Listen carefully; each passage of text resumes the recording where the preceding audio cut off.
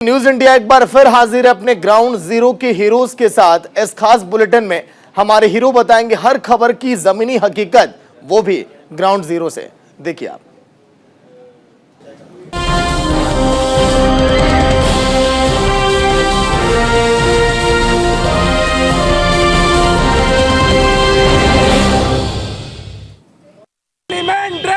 कर्नाटक में हिजाब का मामला को लेकर के अगर कहा जाए तो पूरी देश में एक तरह से आग कर लग गई है। इस समय आपको मौजूद है, देख सकते हैं साफ तौर पर गुरु नानक इंग्लिश स्कूल के पास में, और यहाँ पर कुछ बच्चे लोग यहाँ पे पहुँचे हैं और ये विरोध कर रहे हैं कि हिजाब पहन करके बच्चे स्कूल में आ रहे हैं। इनसे बात करते हैं।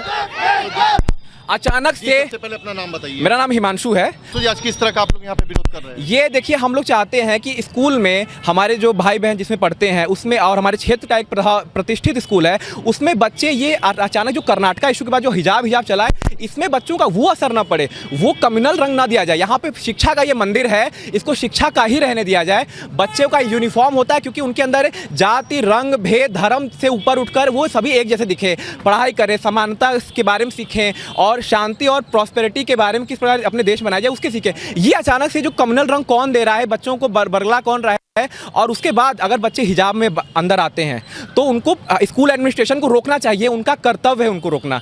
तो आखिर ये चीज़ें यहाँ क्यों हो रही हैं? स्कूल एडमिनिस्ट्रेशन को हम निवेदन करने आए हैं कि कृपया मैडम आदरणीय निर्मला राठौर जी से मेरी बात हुई, वो कहती हैं कि हमारे यहाँ हिजाब अलाउड नहीं है। तो फिर अचानक से ये चीज़ें हमारे यहाँ आखिर क्यों हो रही हैं और वो अलाउड नहीं है, तो उनको रोकना चाहिए बच्चियों को। आप जब स्कूल के पास आए, जो आप बता रहे हैं कि मेरे पास में वीडियो है, क्या वो स्कूल के बच्चों का है? स्कूल के हम आदरणीय निर्मला राठौर जो यहाँ की प्रधानाचार्य हैं, उनसे मैं मिला। उन्होंने वीडियो में भी वो स्पष्ट कह रहे कि हमारे यहाँ अलाउड नहीं, ड्रेस कोड में हिजाब है ही नहीं, हमारे अलाउड नहीं है। ठीक है, वो कहे कि ठंड की वजह से हो सकता है पहन के आई हो, लेकिन बच्चियाँ बोलेंगे नहीं, ड्रेस हम तो क्लासरूम में पहन के आ रहे हैं हिजाब, और प्रिंसिपल ने हमें अलाउ किया है। वो वीडियो भी स्कूल के जो बुर्का पहन के आ रही हैं हमारी बहनें, वो लोग बोल रही हैं। तो स्कूल का जो है दायित्व है, जिम्मेदारी है कि सभी लोग, हमारी जो स्टूडेंट्स हैं, वो जाति, रंग, भेद, धर्म से ऊपर उठकर यहाँ पढ़ाई करें। देश में एकता कैसे हो, सद्भावना कैसे, उसके बारे में यहाँ बातचीत करें। यहाँ कम्युनल और धार्मिक उदंडता, इस चीज़ें बातें नहीं होनी चाहिए। Guru Nanak wake up. लेकिन अभी जो प्रिंसिपल से बात हुई है, उन्होंने तो कहा कि ऐसी कुछ भी बात नहीं है, आप लोग बिना वजह का जो है मैंने मीडिया कर्मियों को, जितने हमारे मीडिया के सहयोगी हैं, सबको मैंने वो वीडियो भेज दिया जिसमें आदरणीय निर्मला राठौर जी भी बोल रही हैं, और जिसमें वो बच्ची जो बहन है हमारी, जो बुर्का पहन कर आई है, वो बहन भी बोल रही है कि हमें अलाउ किया गया है। तो वो वीडियो मैंने भेज दिया है, वो सभी आप लोग देखें। स्कूल के छात्र हैं? नहीं, मैं स्कूल का छात्र नहीं हूँ, मैं यहाँ का नागरिक हूँ। इस स्कूल में जो बच्चे पढ़ाई करते हैं उससे इस क्षेत्र पे असर पड़ता है। आप इसमें क्या पढ़ा रहे हैं, यहाँ की शांति और सद्भावना पे वो असर पड़ता है। तो इस स्कूल में वही पढ़ाई, मेरे छोटे भाई बहन पढ़ते हैं, मैं यहाँ सेंट जोसेफ कॉन्वेंट स्कूल से पढ़ा हुआ बच्चा हूँ। Guru Nanak wake up.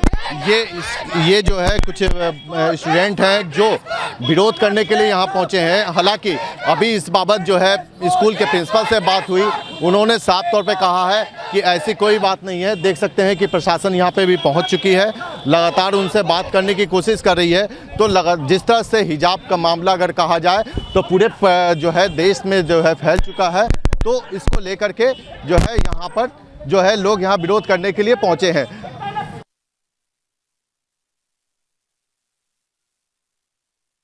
मैं इस वक्त मौजूद हूं फेज 2 की फूल मंडी में, जहां पर जो है स्ट्रॉन्ग रूम बनाए गए हैं, जहां पर तमाम जो ईवीएम रखी हैं बाकायदा। यहां पर जो है एक जो है कंट्रोल रूम बनाया गया है, जो कि पूरा यहां से मॉनिटरिंग हो रही है, किस तरह से ईवीएम की सुरक्षा की जा रही है। पुलिस यहां पर तैनात है और 3 से 4 लेयर में यहां पर जो है ईवीएम की सुरक्षा की गई है।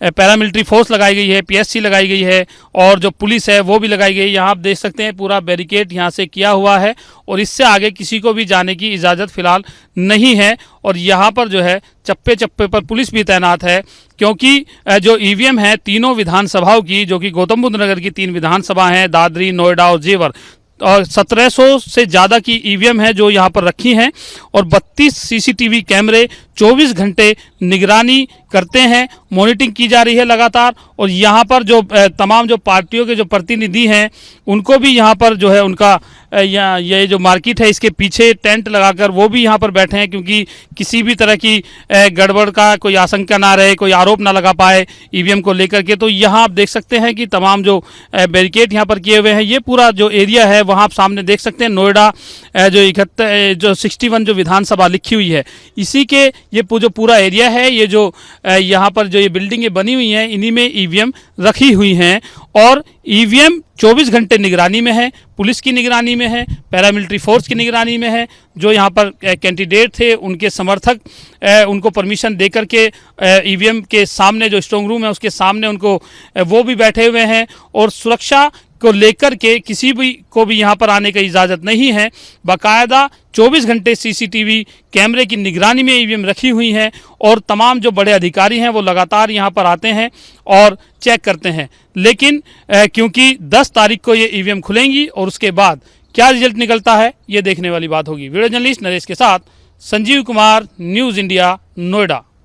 प्रियंका गांधी आज लखनऊ में अपना रोड शो कर रही हैं। चौथे चरण के लिए वोट 23 फरवरी को डाले जाएंगे। इससे पहले कांग्रेस ने अपनी पूरी ताकत झोंक दी है और अब आप देखिए प्रियंका गांधी का जो काफिला है वो लगातार आगे बढ़ता हुआ।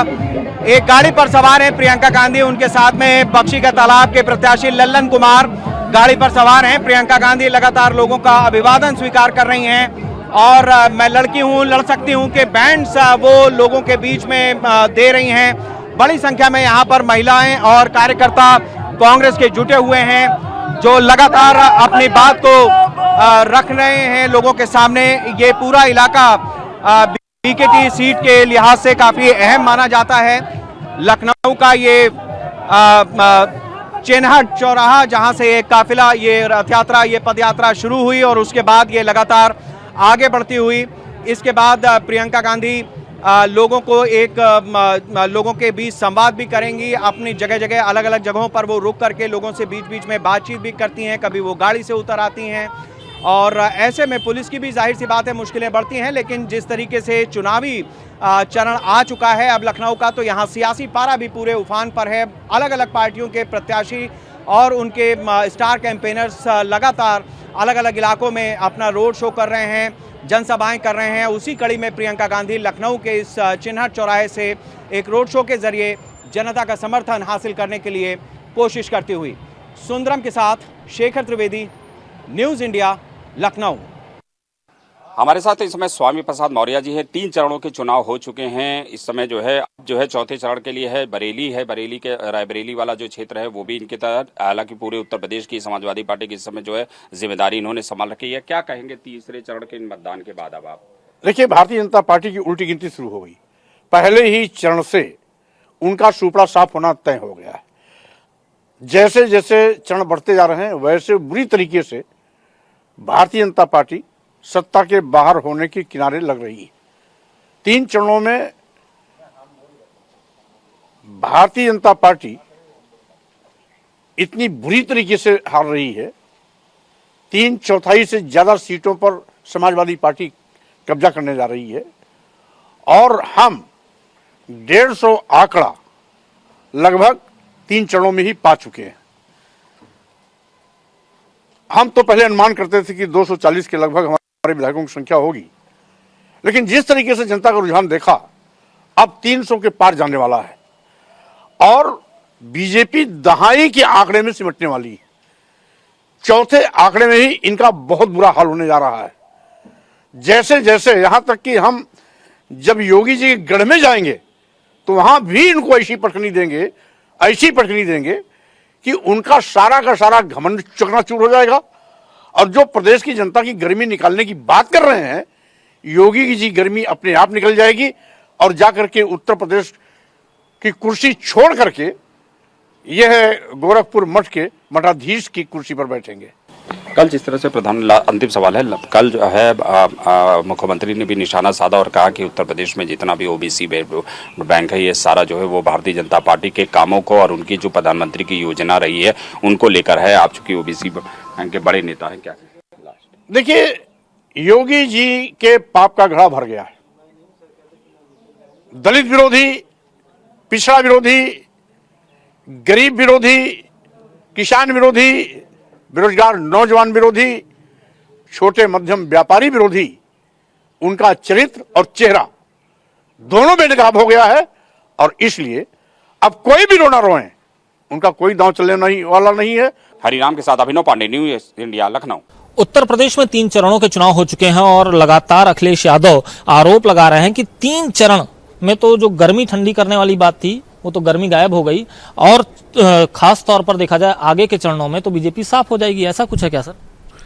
देखिए, पहले चरणों में पहले 2 चरण हुआ था, उसमें भारतीय जनता पार्टी का 51 सीटों में शायद इस बार 52 आ जाए, 51 से कम नहीं होगा। दूसरे दौर का जो चुनाव हुआ उसमें भी हम बहुत प्रचंड बहुमत से जीते रहे। तीसरे जो कल हुआ उसमें पूरे मीडिया में आप देख लीजिए, हर लोग कह रहे हैं कि बिल्कुल सपा साफ हो गई है। तो अभी तो हम ऑलरेडी इतना करीब आ गए सरकार बनाने के, अभी 4 राउंड बचा हुआ है। मुझे लगता है कि जो हमने पिछले बार परफॉर्मेंस दिया था 327 का, इस बार जो 327 से ऊपर भी हो सकता है, वो परफॉर्मेंस भी रिपीट कर सकते हैं। और मुझे तो ऐसा लगता है कि उनके 47 पिछले बार आई थी, इस बार शायद जिस तरह से कांग्रेस में 2014 और 2019 में सीटें कम हो गई और भी उसी तरह से 47 से और भी कम हो जाएंगी उनकी। लेकिन सर अब अखिलेश यादव और समाजवादी से समेत जितने विपक्षी दल हैं उनका कहना ये भी है कि जैसे जैसे चुनाव करीब आता जा रहा है वैसे वैसे आप आतंकवाद का भी मुद्दा ले आते हो, आप पाकिस्तान भी ले आते हो, आप और भी ध्रुवीकरण के जितने भी मुद्दे हो सकते हैं सब खोल देते हो, सारे फ्रंट पर लड़ते हो। देखिए, जो चीज़ें मीडिया में चल रही हैं उस चीज़ का जिक्र करना कोई गलत तो नहीं है। आपने ही देखा है कि क्या हुआ है, अगर किसी कोर्ट ने अगर उसका फैसला सुनाया है तो उस कोर्ट ने फैसला सुनाया तो उसका जिक्र करना सभी लोग जिक्र कर रहे हैं, समाज जिक्र कर रहा है, तो उसके बारे में अगर हमने भी जिक्र किया तो क्या गलत किया। लेकिन उन्हें अपने गरिमा में झांक के देखना चाहिए कि क्या उन लोगों को जो आतंकवाद से जुड़े हुए लोग थे उनको रिहाई और उनके केस को हल्का करने का काम किसने किया था, ये को जवाब देना ही पड़ेगा समाज को। मतलब सर आपके हिसाब से ये बड़ा मुद्दा इस वक्त हो चुका है और इस मुद्दे पर अखिलेश यादव और समाजवादी पार्टी अब चुप्पी साध ली है। देखिए, इसलिए चुप्पी साधी हुई है कि इसलिए कि वो इसके मुजरिम है। उन लोगों ने इस केस को जहां पर सख्ती से लड़ना चाहिए तो वहां हल्का किया और कहीं ना कहीं इसको बढ़ाने का और बढ़ावा देने का काम किया है। हमारा तो बराबर हमारी कोशिश, हमारी सरकार की कोशिश रहती है सबका साथ, सबके लिए प्रयास, सबका विश्वास और सबके लिए विकास।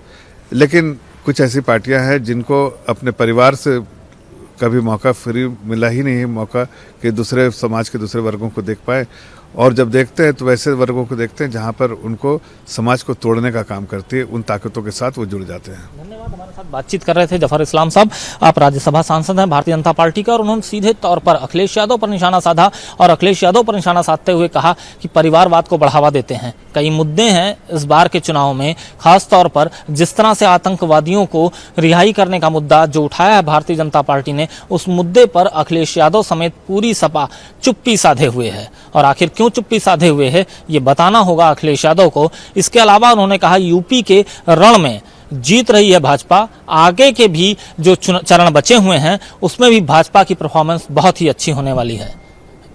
न्यूज इंडिया के लिए अजय पीयूष शुक्ला, नई दिल्ली। उत्तराखंड में जैसे जैसे कोरोना की रफ्तार धीरे होती जा रही है वैसे वैसे ही जो लोग हैं वो लापरवाही करते दिखाई दे रहे हैं। इस वक्त हम हरिद्वार के बाजारों में मौजूद है। हालांकि इक्का दुक्का जो दुकान है, बाजार है, वो कहीं ना कहीं लापरवाही करते दिखाई देते हैं। हालांकि हम अपने सहयोगी से ये भी कहेंगे जरा अंदर से दिखाए कि किस तरह से लोग लापरवाही कर रहे हैं। इनसे बात भी करेंगे कि ऐसी क्या कारण है जो मास्क नहीं लगा के। मास्क नहीं लगाया बहुत जरूरी होता है। हम गाँव के हैं, गांव में मास्क अगर कहीं लगाएंगे, खेतों में जाते हैं, अब यहाँ पर आए हैं तो मास्क नहीं लगाया, कुछ काम के कार्य के लिए आए थे, नहीं ध्यान रहा। आपको पता है सुरक्षा बहुत जरूरी होती है। हमें पता है जी। तो क्या संदेश देंगे लोगों के लिए? हम यही देंगे जी, आप मास्क मूस लगाओ और अच्छी बात है, उससे ये है कि भाई बीमारी कम होती है। तो अगर दुकानदारों की तस्वीर देखी जाए तो वो भी कहीं ना कहीं मास्क लगाए हुए हैं। हालांकि और युवा खड़े हैं, उनसे हम बात करेंगे कि मास्क क्यों नहीं लगाया, ऐसा क्या कारण है कि मास्क लगाना कितना जरूरी है, ये भी जानते हैं। क्या नाम है आपका? अक्षय कुमार। मास्क नहीं लगाया अक्षय जी? सर मैं अभी कंपनी से आया था तो बैग में बैग रखा था मास्क, तो वो रूम पे छोड़ गया। आपको पता है कोरोना एकमात्र ऐसी बीमारी है जो मास्क लगाने से। हाँ मास्क लगाते हैं हम भी, अभी उतार के आया हूँ, को भी बैग में रख दिया था मैं, वो वहीं पे रखा रह गया वो। अभी मैं कंपनी से सीधा दुकान पे आ गया रूम पे। तो कितना कैसे जागरूक करेंगे जब आप खुद जागरूक? ये तो जागरूक तो है ही हम, उसमें तो कोई प्रॉब्लम ही नहीं है।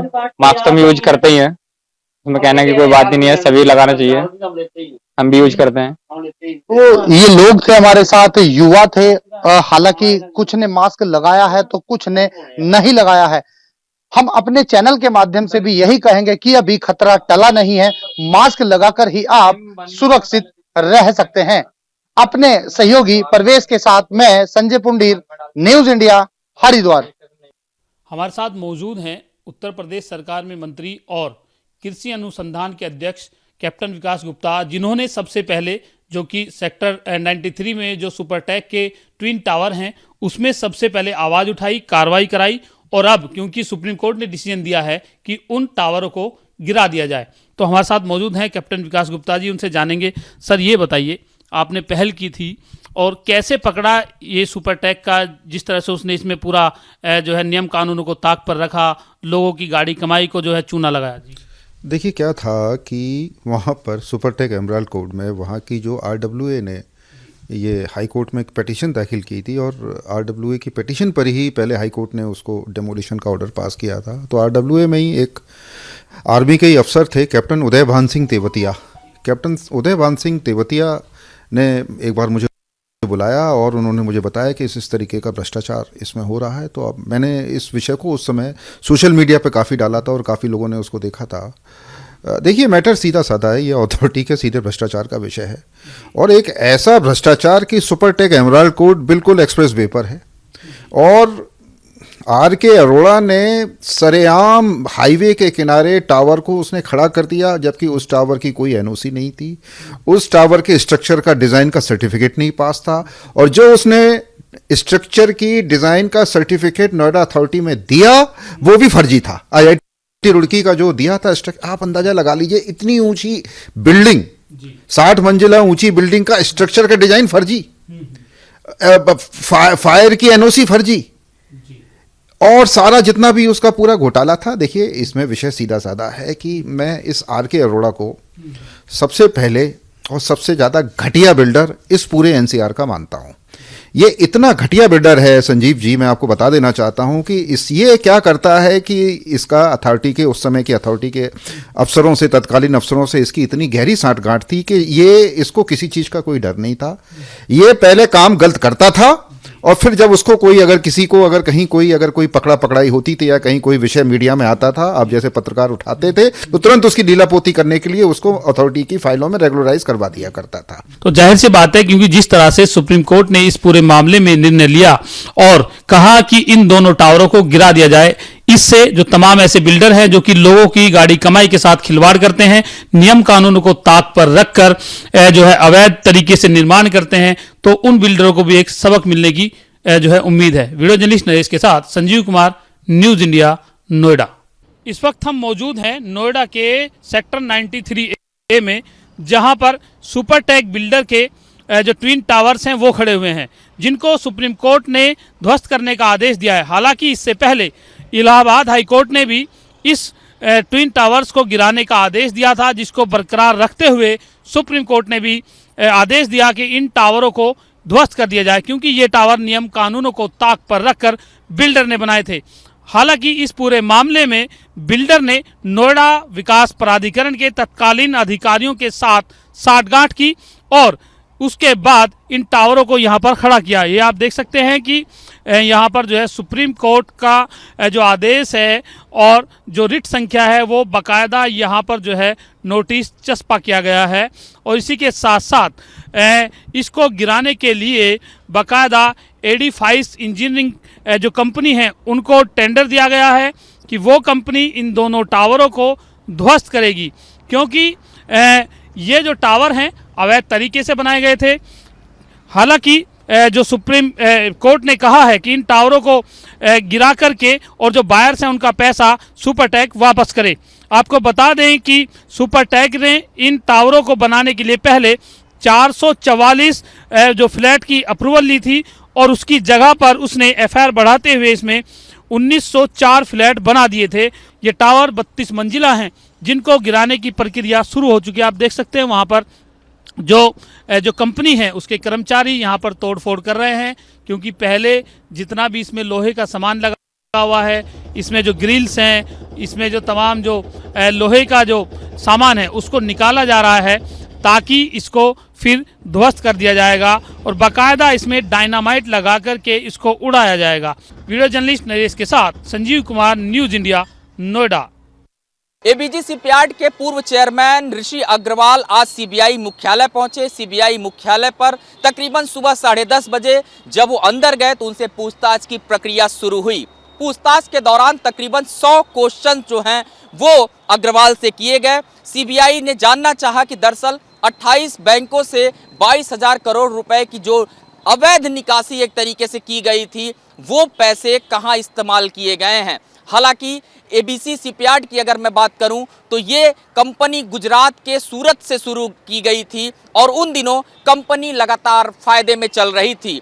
हालांकि 28 बैंकों के 22,000 करोड़ रुपए की निकासी के बाद से भारत का इसको सबसे बड़ा घोटाला कहा जा रहा है, क्योंकि भारत के अंदर अब तक नीरव मोदी और विजय माल्या ने बैंकों के साथ एक बड़ा फ्रॉड किया था, लेकिन ये रकम उससे भी कई ज्यादा है। इस पूरे मामले पर सीबीआई मुख्यालय में लगातार पूछताछ की जा रही है। सीबीआई ये जानने की कोशिश कर रही है कि इसमें और कौन कौन से लोग शामिल हैं, ये जो पैसे लिए गए इनका इस्तेमाल किन जगहों पर किया गया और अब तक इन पैसों को बैंकों को सौंपा क्यों नहीं गया।